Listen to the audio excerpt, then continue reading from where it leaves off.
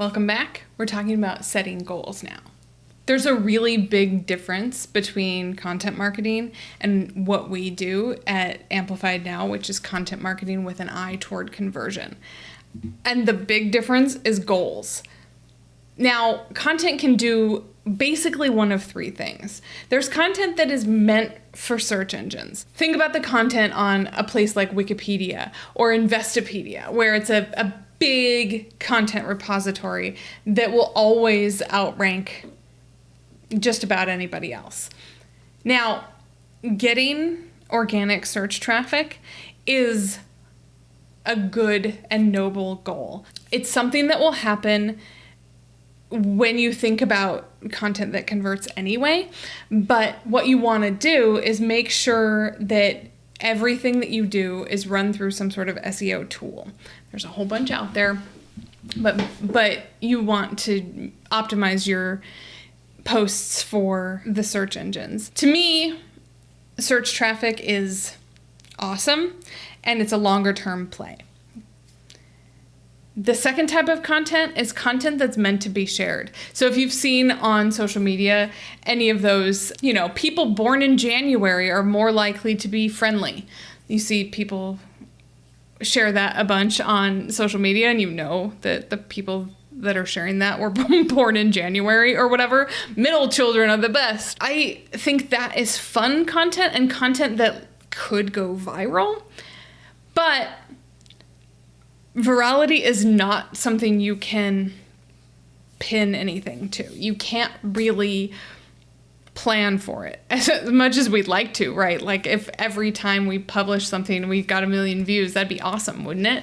But it's really hard to plan for something like that.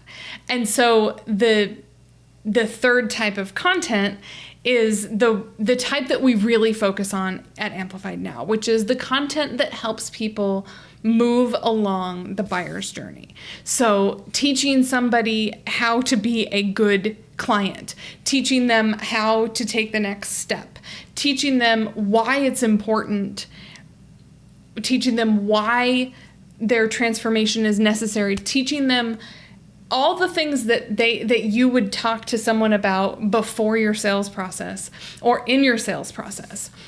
That's the kind of content that is, to me, it's the connection that scales. And that's why we do video, because when somebody is thinking about working with you, let's say you're a coach or a consultant or an advisor or somehow making money on your expertise and the knowledge and the systems that are in your own brain.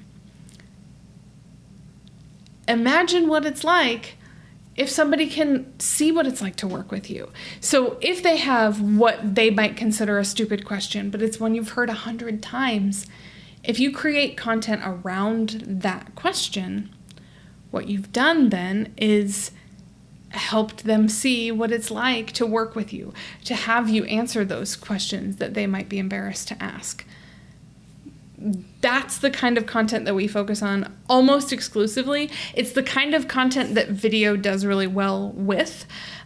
You can't measure your success. You can't set up any other metric. The metric that matters for that kind of content are the number of people engaging, the number of people booking calls, the number of people downloading your thing. That's how you measure whether something is working. So when I think about goals, I think about goals for content because content can help you reach your business goals, but you won't know that until you've been at it for a little while. And then you can look at the data and see what you want to do. When you're setting up content goals at first, you want to set up a posting schedule, a content calendar. That's the kind of goals I want you to focus on when you're just getting started with content. I'll see you in the next section.